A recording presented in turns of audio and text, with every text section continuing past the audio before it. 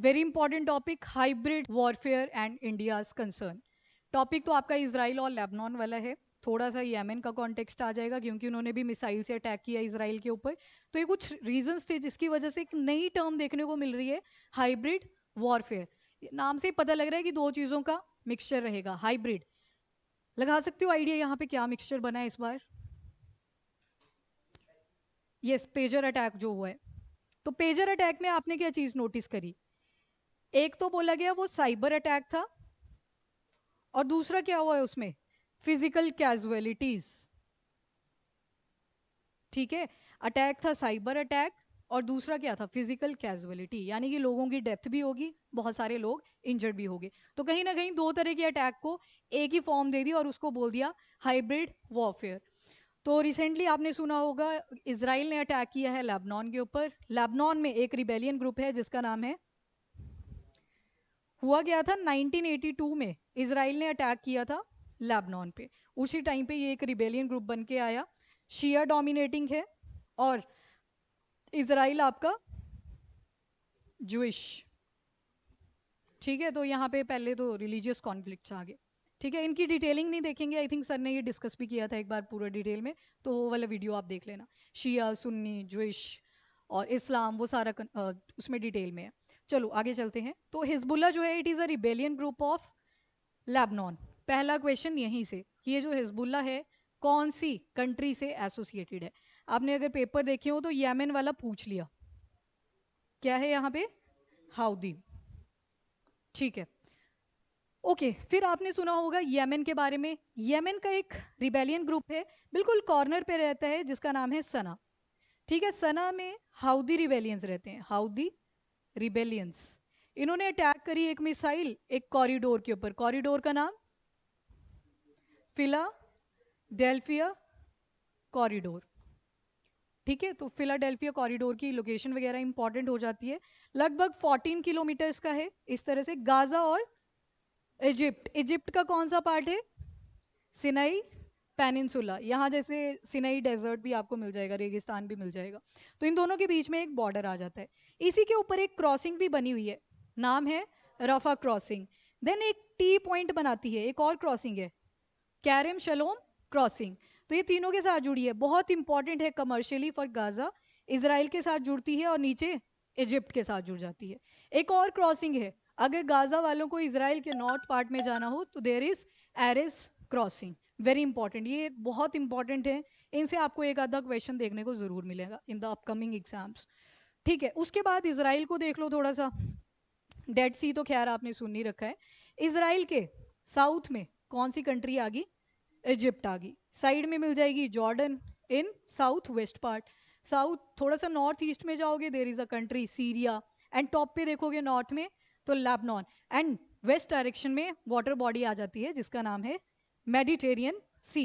यहाँ पे एक छोटी सी वाटर बॉडी है जिसके बाद में सऊदी अरेबिया शुरू हो जाता है, तो सऊदी अरेबिया बॉर्डर टच नहीं करता इसराइल के साथ। इस वाटर बॉडी का नाम बताओ। Very good, gulf of Aqaba, याद रखना इसको। और गल्फ क्या होती है?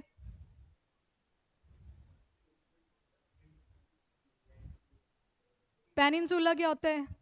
पेनिनसुला बताओ। ऐसा लैंड मास जो तीनों तरफ से पानी से सराउंडेड है। ये ऐसी वाटर बॉडी होगी जो तीन तरफ से लैंड से जुड़ी हुई है। ठीक है, इसका जो माउथ होता है वो नहर होता है। और फिर बे से कैसे डिफरेंट होती है? वो थोड़ी छोटी होती है if compare to the Gulf. ठीक है जी। तो 1980s में इसराइल ने सबसे पहले अटैक्स शुरू किए थे लेबनान। और इवन इसराइल का मैप आज इतना बड़ा दिखाई देता है, आपको पता है पहले ये पैलेस्तीन हुआ करता था। जो ये इसराइलीज थे ये तो थोड़े से एरियाज में थे, बाद में इन्होंने इतने अटैक्स किए कि 1948 में एक कंट्री तैयार हो जाती है। इवन 1949 में इंडिया ने भी बोल दिया कि हम एक्सेप्ट करते हैं इसराइल को एज अ कंट्री। और आपको पता है इसराइल दो तीन चीज़ों के लिए सबसे ज़्यादा जाना जाता है, डिफेंस टेक्नोलॉजी, आयरन डोम वगैरह का कॉन्सेप्ट यहीं पे हम सुनते हैं। देन साइबर अटैक्स, ईरान की भी जब डिटेलिंग निकालनी थी तो कौन सा था साइबर अटैक? हाँ हाँ, बहुत नज़दीक हो। चलो ये होमवर्क रहा। आपकी नेक्स्ट लेक्चर में टेस्ट भी आपको पता है, चलो बता ही देती हूँ, अब पहुंच ही गए। स्टक्स नेट करके था, ठीक है, तो वो भी किसने किया था? इसराइल ने हेल्प करा था यूएस को। अगेन टेक्नोलॉजी आप देख सकते हो। और वो जो एक इरिगेशन का आप मेथड पढ़ते हो, ड्रिप इरिगेशन, इतना ज़्यादा सूखा एरिया है बीच बीच में, इन्होंने ड्रिप इरिगेशन से उसको फर्टाइल कर दिया है। ठीक है, तो ये जो ड्रिप इरिगेशन का कॉन्सेप्ट भी था, ये सबसे ज़्यादा प्रैक्टिकलिटी आपको इसराइल में देखने को मिलेगी। तो हैंस हम बोल सकते हैं कि प्रैक्टिकल हैं काफ़ी लोग। ठीक है, आईटी सेक्टर में देख लो, टेक्नोलॉजी हमने देख ली, तो ये सारी चीज़ें जो हैं वो इसराइल आपको टॉप पे ही मिलेगा। देन ये कुछ पॉइंट्स हैं, इनको याद रखना है आपने। जैसे येमेन में आपने देख लिया हाउदी रिबेल्स हैं, ठीक है। लेबनान में आपने देख लिए कौन से, हेजबुल्ला, ठीक है। और तीसरा है हमास, जो कि आपको गाजा वाले एरिया में मिल जाए। तीनों को बैकिंग एक ही कंट्री से आती है, ईरान। ठीक है, तो ईरान का आप देख सकते हो कितना ब्रॉड पॉइंट ऑफ व्यू है कि कैसे कैसे सबको ये आर्म्स प्रोवाइड करते हैं, मिलिट्री इक्विपमेंट्स जो भी चाहिए हो वो प्रोवाइड करते हैं, फंडिंग प्रोवाइड कर रहे हैं। तो this is happening through out the world. Iran के कॉन्सिक्वेंसेज आप देख सकते हो। तो बस यही लिखा है कि कॉन्फ्लिक्ट्स में आपको कौन कौन से रिबेलियंस मिलेंगे जो इसराइल से कहीं ना कहीं इस टाइम पे एसोसिएटेड है। तो रिसेंटली आपने सुना होगा पेजर अटैक। पेजर तो देखा होगा आपने, gang of Wasseypur, Pushpa movie, लगाया होता है ना ऐसे बेल्ट के ऊपर। तो ये होता है आपका पेजर। वॉकी टॉकी देखे होंगे आपने, उसी की तरह होता है। तो पेजर होता क्या है, इसमें ना वन वे कम्युनिकेशन होती है। मतलब मैसेज आएगा, स्क्रीन के ऊपर फ्लैश हो जाएगा, पढ़ लिया उसने, जैसे ही बैक दबाया वो फिनिश। ठीक है, तो वन वे कम्युनिकेशन, जो हेड है उसने मैसेज करना है, सिर्फ उसको अथॉरिटी होती है कि ठीक है ये इन्फॉर्मेशन है, ऐसे ऐसे हमें कोई ऑपरेशन है जो कि कंडक्ट करना है with respect to any country. तो ये होता है आपका पेजर। और जो आपके स्मार्टफोन्स होते हैं वहाँ पे तो एक मैसेज आया, फटाफट से हम दूसरा मैसेज कर देते हैं, तो that is a two way communication. अब हुआ क्या था, इनको डाउट था कि कहीं ना कहीं हमारे ऊपर चेक रखा जा रहा है बाय इजराइल की इंटेलिजेंस, जिसका नाम है मोसाद। तो इसी वजह से इन्होंने बहुत सारे पेजर्स ऑर्डर किए थे ताइवान से। ताइवान ने शिफ्ट कर दिया ऑर्डर टूवर्ड हंगरी। अभी अंडरस्टैंड करते हैं, पर पहले इम्प्लीकेशंस देख लो। यहाँ से निकल के आई एक नई टर्म, जैसे ही ये पेजर अटैक हुआ तो एक नई टर्म आती है, दैट इज हाइब्रिड वॉरफेयर। एक बार आपने पढ़ी थी हार्ड पावर, सॉफ्ट पावर, और एक नई निकल के आई थी शार्प पावर। याद है उसके बारे में? क्या था इनके बीच में डिफरेंस, बता दो जल्दी से। Hard power, soft power and sharp power. पहले हार्ड पावर का बताओ जी। ठीक है, मतलब वेपन्स का यूज कर लिया। सॉफ्ट पावर, डिप्लोमेसी, कम्युनिकेशन, मतलब आराम से पीस एग्रीमेंट की तरह बोल सकते हैं, डिप्लोमेसी। ठीक है, फिर शार्प पावर क्या थी? Yes, very good, manipulative. इसमें पहले क्या किया जाएगा एक तरह से पहले खुश किया जाएगा, ठीक है, by investing a lot. Sri Lanka का केस देखा था, हम्बन टोटा पोर्ट। बाद में बोल दिया जाएगा कि अब जैसे तुम पैसे नहीं वापस कर पा रहे तो ये पोर्ट ही हमें दे दो। तो दैट इज शार्प पावर। तो वैसे ही वॉरफेयर के केस में आपको मिलेगी हाइब्रिड वॉरफेयर। टेररिज्म आप सुनते हो, इंसर्जेंसी आप सुनते हो, नक्सलिज्म के बारे में आप सुनते हो। अब नया एक टर्म आ चुका है मार्केट में, दैट इज हाइब्रिड वॉरफेयर, क्योंकि इसमें दो चीज़ें मिक्स थी। One was cyber and second is physical casualty.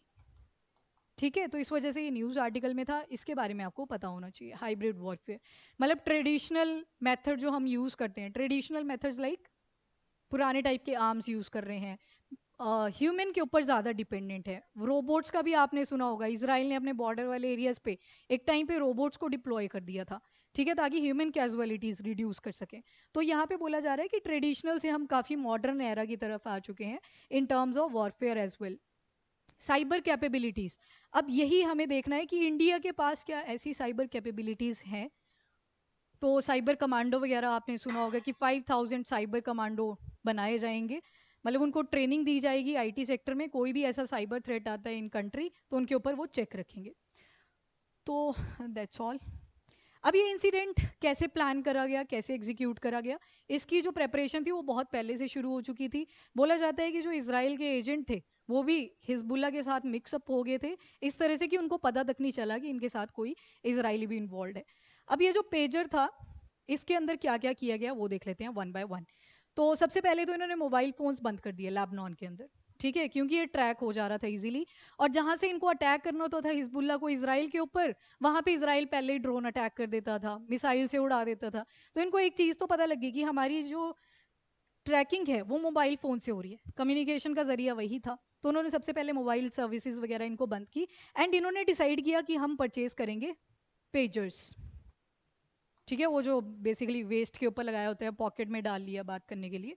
तो वो चीज़ यहाँ पे फिर डिसाइड किया इन्होंने कि अब पेजर की ज़रूरत है। पहले तो अटैक को देखो कैसे कैसे कैसे इन्होंने ऑर्डर प्लेस करे। तो यहाँ पे इसराइल है, यहाँ पे आ जाएगा लेबनान। लेबनान ने डिसाइड किया पेजर परचेज करने हैं। लमसम अमाउंट जितना भी इनको चाहिए था इन्होंने ऑर्डर दिया ताइवान को। नाउ ताइवान के ऊपर इन्फ्लुएंस किसका मिलता है?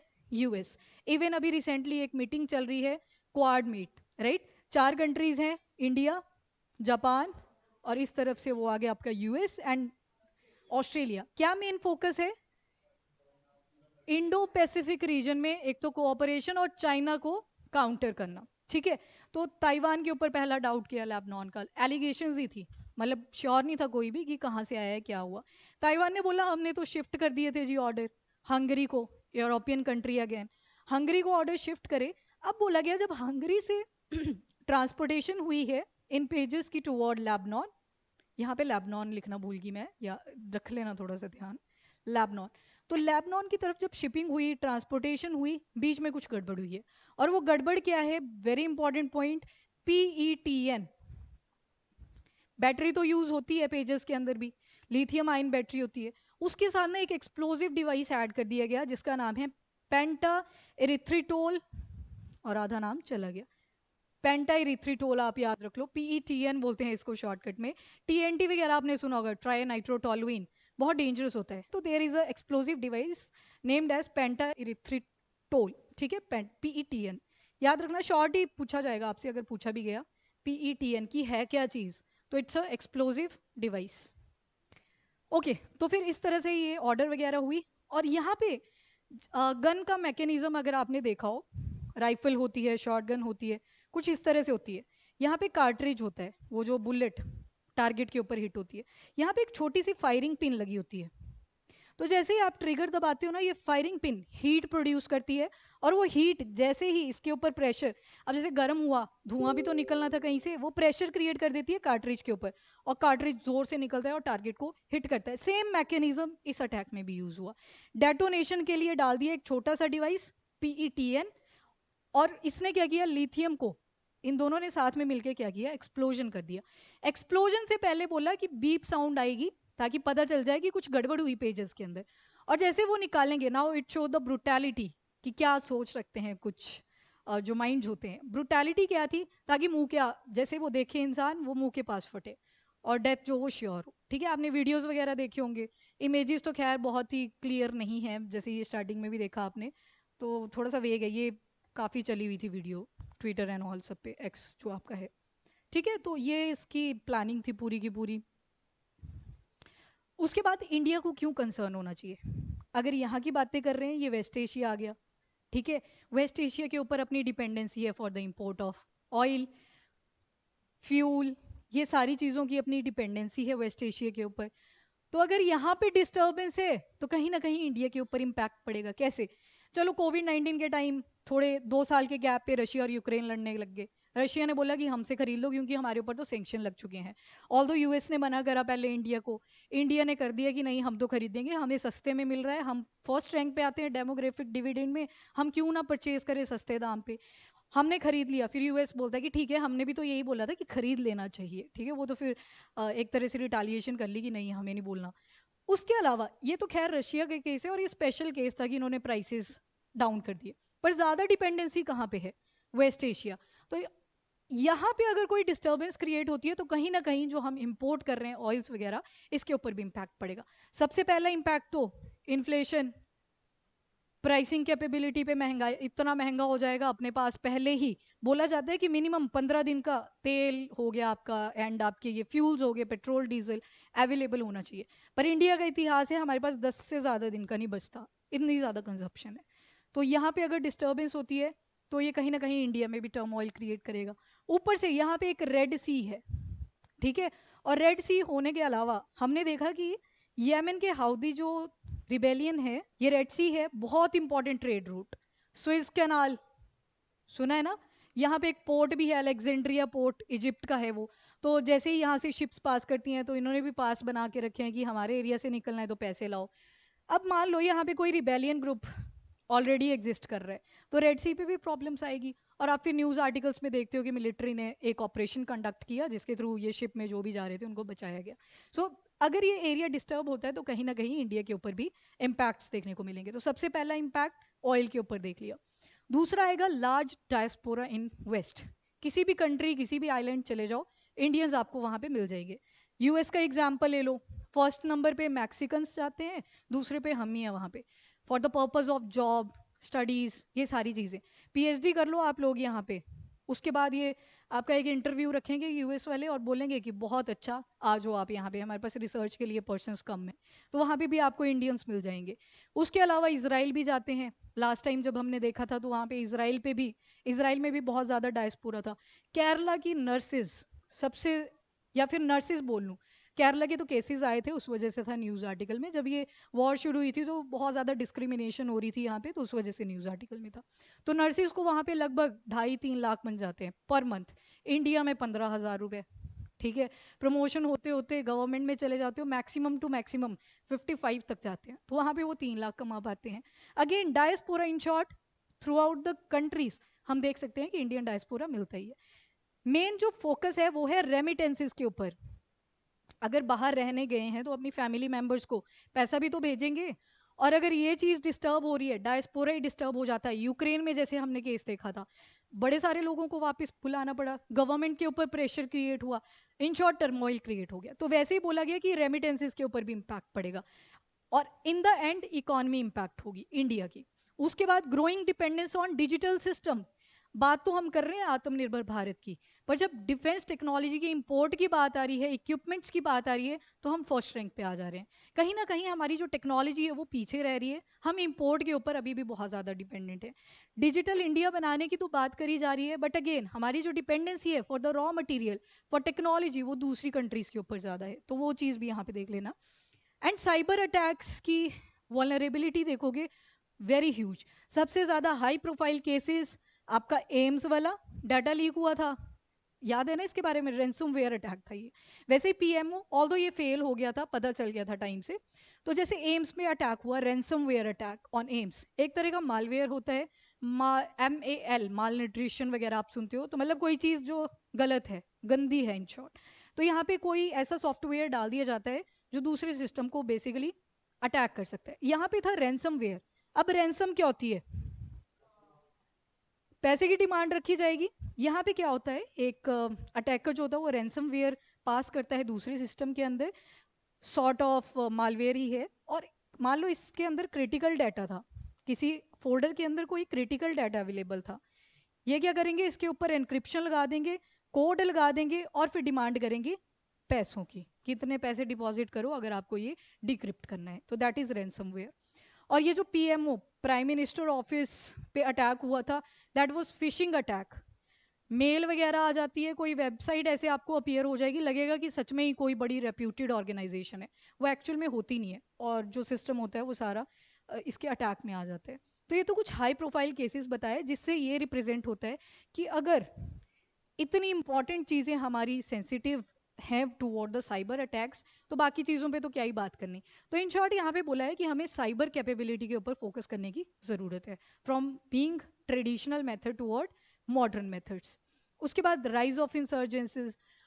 पड़ोसी बहुत डेंजरस है, ठीक है, पाकिस्तान को आता हो ना आता हो कुछ, पर उनका सपोर्टर चाइना, ऑल्दो अभी तो पैसे मांग रहे थे पीछे, आईएमएफ ने भी मना कर दिया पाकिस्तान को कि कोई लोन नहीं मिलेगा, पहले पिछले वापस करो, जिनसे भी उधारी ली है सबको वापस करो। खैर, पर जब इंडिया की बात आएगी तो वो दोनों फिर से भाई भाई बन जाएंगे। ठीक है, तो इंसर्जेंसीज इंक्रीज कर रही हैं। इवन नक्सलिज्म, जैसे माओइज्म आप सुनते हो, लेफ्ट विंग आइडियोलॉजी इसको बोलते हैं, या लेफ्ट विंग एक्सट्रीमिज्म इसको बोल देते हैं। माओइज्म का इंडियन वर्जन है नक्सलिज्म। नक्सलाइट से शुरू, नक्सल एक एरिया है इन वेस्ट बंगाल, वहाँ से ये शुरू हुआ था। यहाँ पे एक आइडियोलॉजी होती है बड़ी सिंपल सी, कि अगर गवर्नमेंट आपकी बातें नहीं मान रही, आपको बेसिक चीज़ें नहीं प्रोवाइड कर पा रही, तो आप वेपन्स उठा लो। एक माओ जेडोंग करके हुआ करता था, चाइना में था, माओइज्म उन्होंने शुरू किया था, उसने शुरू किया था, एंड इंडिया में इन्फ्लुएंस पड़ा उसका और नक्सलिज्म उसकी फॉर्म निकल के इंडियन वर्जन ऑफ माओइज्म। तो ये सारी चीज़ें जो है ये भी कहीं ना कहीं बूस्ट होती हुई दिखेंगी। कॉन्फ्लिक्ट होंगे दूसरी कंट्रीज़ के साथ, चाइना जैसे फ़ायदा उठाता हुआ आ जाता है कि चलो यहाँ पे इन्वेस्ट नहीं कर पा रहा भूटान के अंदर, चलते हैं थोड़ा भूटान को ही मना लेते हैं। तो ये जो एक्टिविटीज़ होती हैं ये भी इंक्रीज़ हो जाती हैं।